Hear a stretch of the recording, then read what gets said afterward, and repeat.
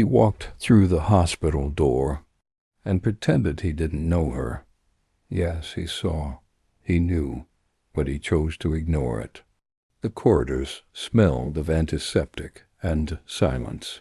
Cold lights illuminated the white walls as if each one held secrets no one dared tell.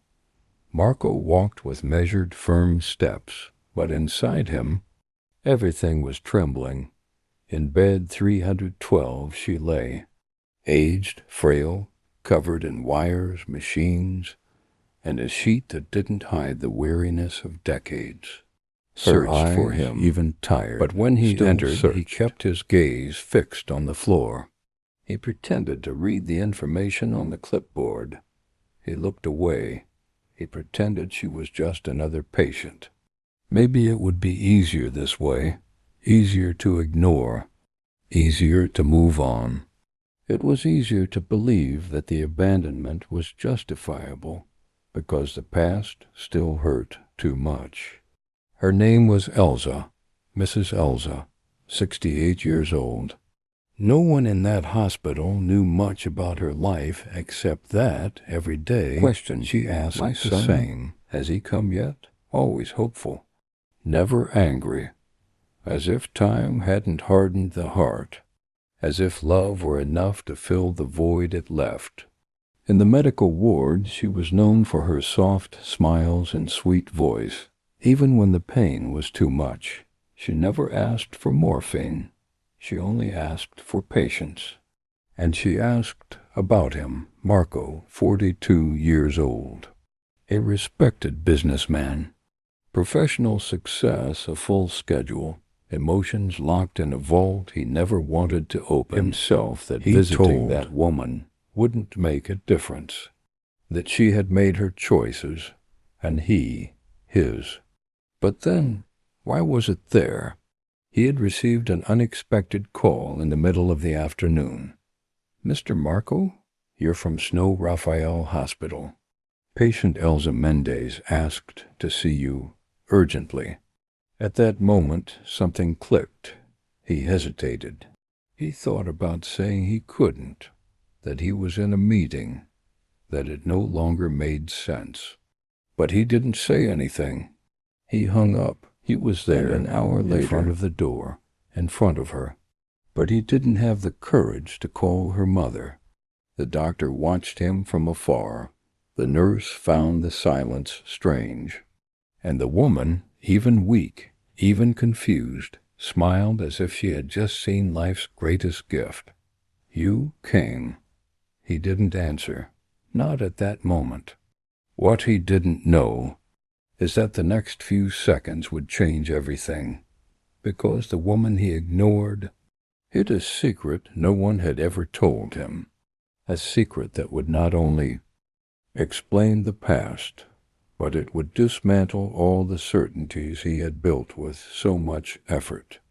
He thought he knew who he was. He thought the pain of abandonment justified the contempt. But what the doctor was about to reveal wasn't just news. It was a buried truth, a piece of history that was guarded with tears and silence, a truth that would make him cry like never before.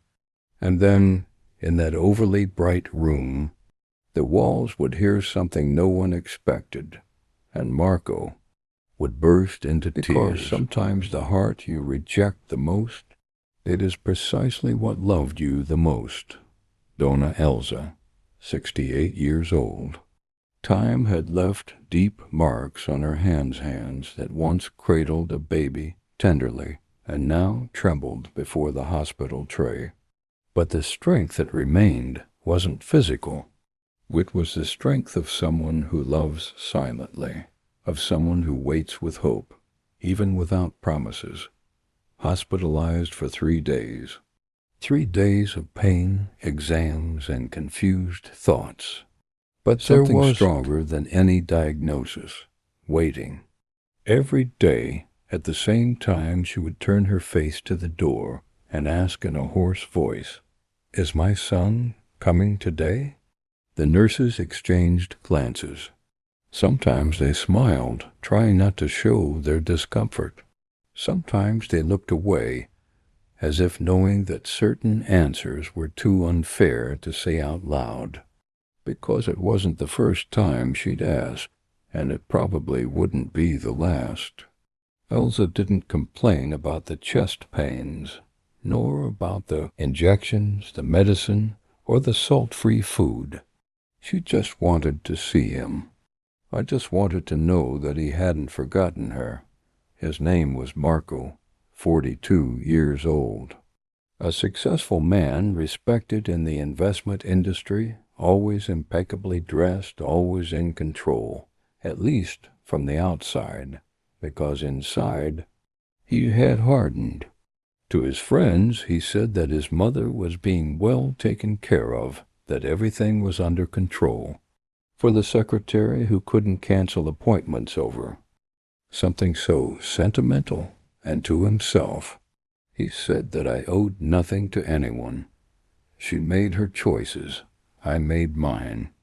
It was the mantra, repeated coldly, as if the past had been buried under layers of busy schedules and automatic phrases.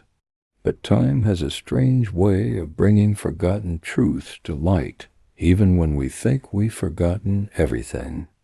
Marco hadn't set foot in the hospital since the day he was admitted. He'd received calls from the medical team, messages from the hospital, reminders from his assistant, all ignored. That week he was very busy. He said that important meetings took up his time.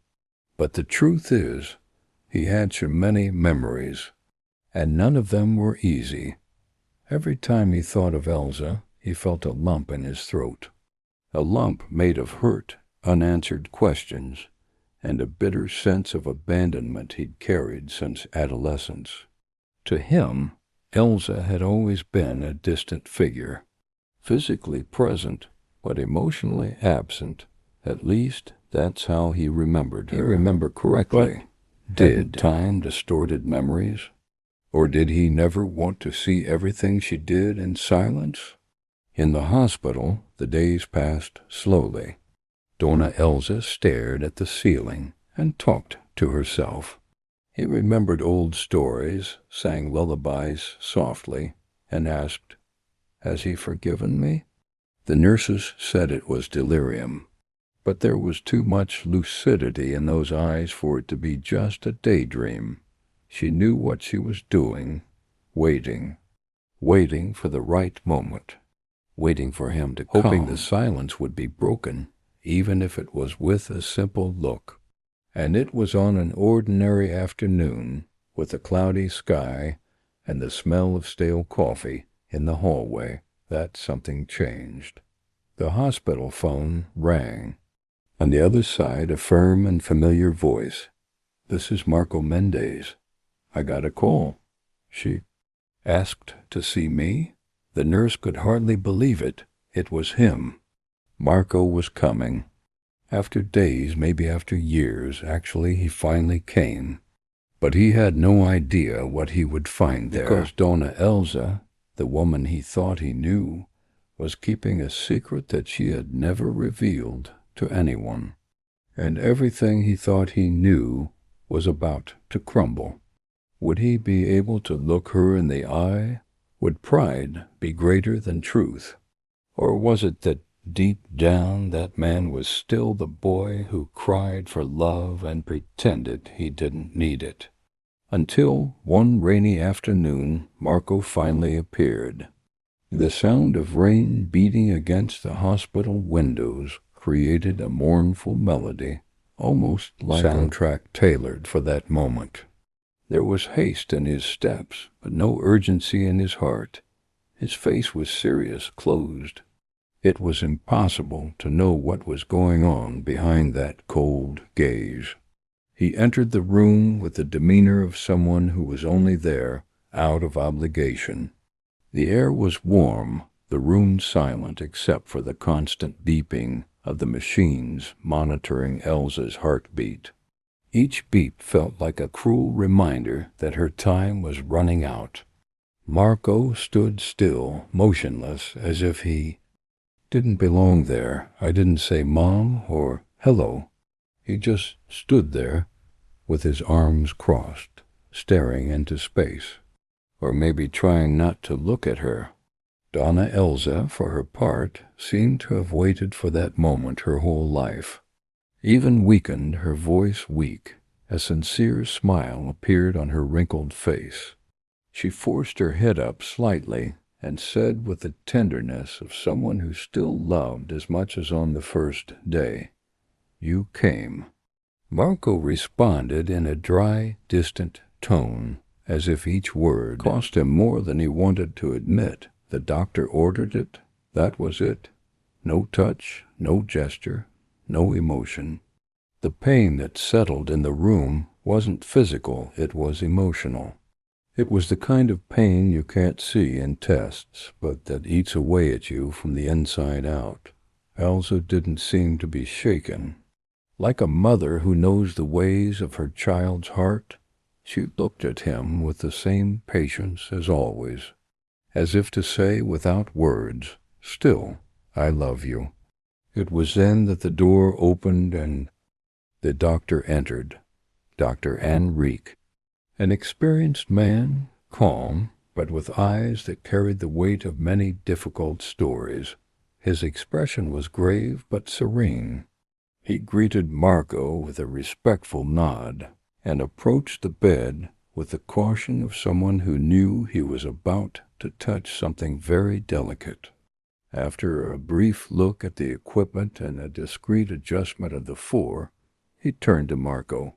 "Marco, before anything else, I need you to know something. Your mother has hidden her entire life out of love for you." The air seemed to stop.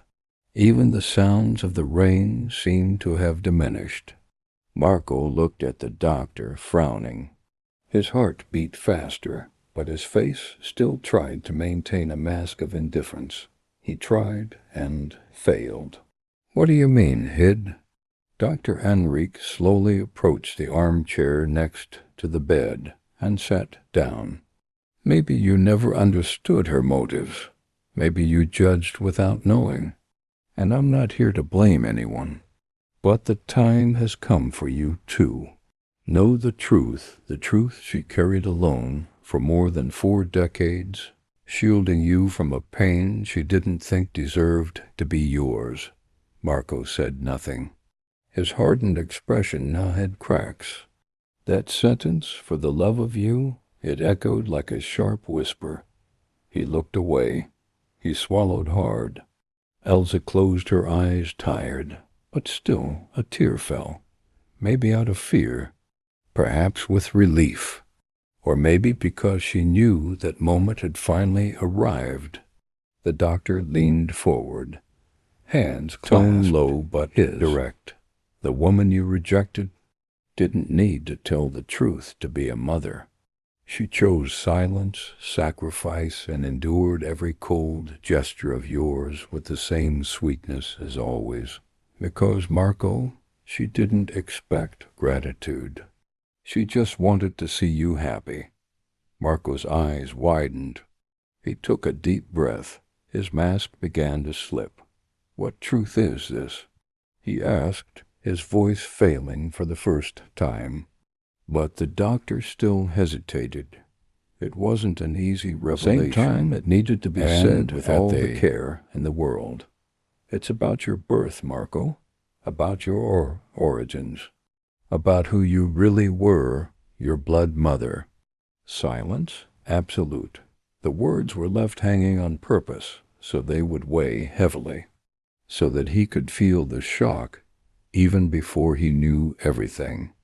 There, between white walls and forgotten memories, an entire universe was about to be rewritten. Marco frowned. He crossed his arms tightly, as if trying to protect his chest from something he knew would hurt, but it was too late. The doctor's gaze wasn't accusatory. It was human, deeply human. And perhaps because of that, each word that followed sounded more like a wound being opened than simple information. She is not your biological mother. Silence. Absolute silence. Even the sound of the heart monitor seemed to disappear for a second. Marco felt the ground slip away from under his feet.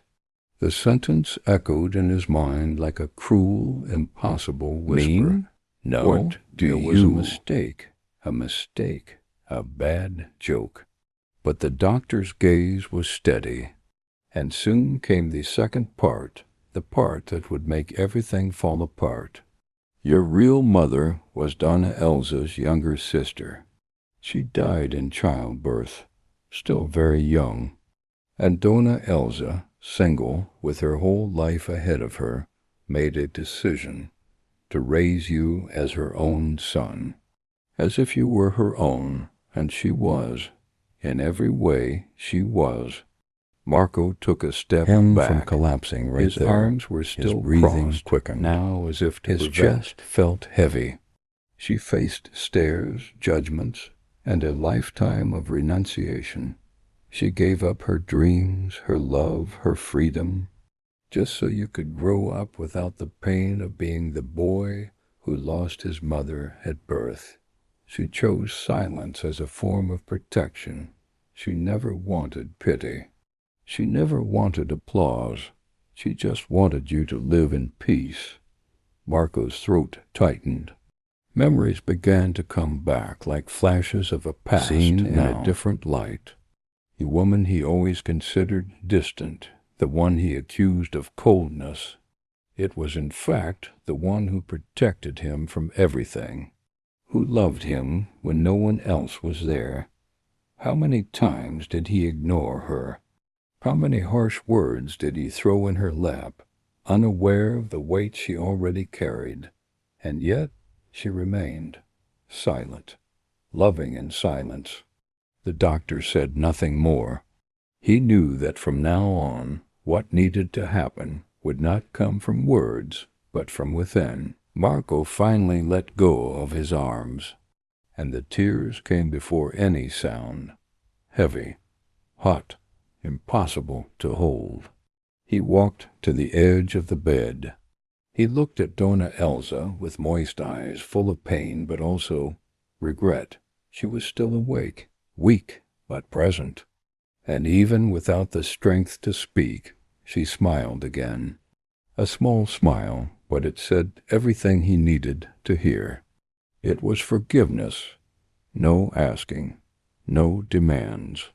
It was the love that demands nothing in return. Took her hand gently. Marco fell as if holding something beside the bed. He rested his forehead against her fingers. He wept, not as a successful adult, but like a boy who deep down just wanted his mother. "Why didn't you ever tell me?" he whispered. The answer did not come in words, but it was there, in her fragile touch on his head, in the calm look, even with the tired body. She didn't tell, because I thought protecting him was more important than being recognized, because being a mother for her was never about receiving. It was about giving all the way. And in that moment, Marco understood what he had never understood before. He understood why her love was silent, why she never returned his coldness, because even though she was rejected, she never gave up on him, and that broke all the pride that was inside him. Marco frowned, the jaw locked. She crossed her arms like an instinctive shield, trying to shield her mind from an impact he didn't yet fully understand. The room grew smaller, denser, the air, time suspended. Dr. Enrique kept his tone calm but firm. It was as if he had said this before, but not to Marco. "She is not your biological mother." The silence that followed was deafening. Not even the heart monitor seemed to have the courage to interrupt. Marco froze. The ground seemed to have disappeared beneath their feet. "What do you mean?" he asked, his voice trembling as if he wanted to doubt, but already sensed that there was no lie there. The doctor took a deep breath. He looked into his eyes. His real mother was Donna Elsa's younger sister. She died in childbirth. She was very young, inexperienced, scared, and alone. Marco was trying to understand. The pieces in his head began to move slowly, like a puzzle that had always been there, but with hidden parts, and now they were beginning to fit together. Donna Elsa, at the time, was single. She had no children. She lived a simple but stable life. When she learned of her sister's death, she didn't think twice. She took you in as her son. She raised you, protected you, and loved you in silence for over 40 years. Marco's heart was beating in his chest like a drum, strong, out of rhythm. Images from the past came back with a vengeance. The tickets in the lunch pocket. The nights when I woke up scared and found her lap. The silent scoldings, the contained smiles. Calloused hands washing the uniform. The words that never came and now made sense. She never told you the truth, Marco, not out of fear, but because she wanted to protect you. She wanted you to grow up believing you were wanted, loved, safe. She preferred to be forgotten as a mother than to see you suffer with the truth. That sentence, I preferred to be forgotten as a mother than to see you suffering. It was as if a deep crack had opened up inside him. Marco brought his hands to his face. The mask of coldness, cultivated for years, finally gave way. The tear flowed without warning, resistance, without. Before any words were even spoken, pride had already been broken. He staggered to the edge of the bed, as if the weight of guilt and discovery were too great to bear while standing. He knelt down, and for the first time, he looked at her with the eyes of a son. Donna Isa was still awake. Her eyes, now slightly moist, met his, and there, without sound, without rehearsed phrases, without drama, there was the essential, an old love, unconditional, present, even after all. And Marco took her cold. He kissed his fingers reverently, and he said, like a lost boy finding his home again, "Pardon me." Elsa just smiled, a small, tired smile, but full, as if to say you never had to ask. Marco, kneeling beside the bed, squeezed Donna Elsa's hand, as if he could stop time from passing. The pain was not just about the imminence of loss. It was because of guilt, for the regret of having taken so long to understand, for the silence he himself was protecting for years, believing, when in reality he was distancing himself from the only person who never abandoned him. The tears fell uncontrollably.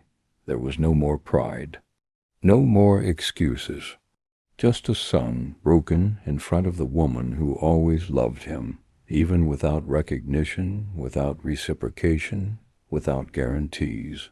"Mom, forgive me." His voice was choked, as if spanning decades of emotional distance. Donna Elsa, though weak, opened her eyes.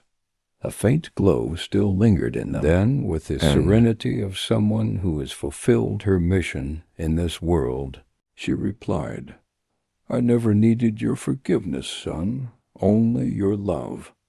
It was the last sentence.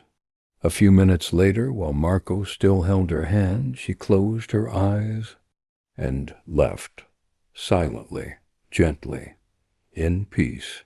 She left with the relief of someone who had waited until the last second for his presence, with the certainty that in the end he understood, with a light soul, because even though it has not been loved until the end, and Marco remained there.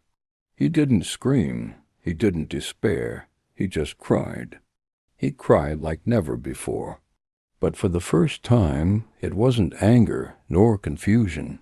It was pain mixed with gratitude. And there, In that silent room he finally saw the truth. Sometimes true love hides in silence, and the greatest sacrifices are never told.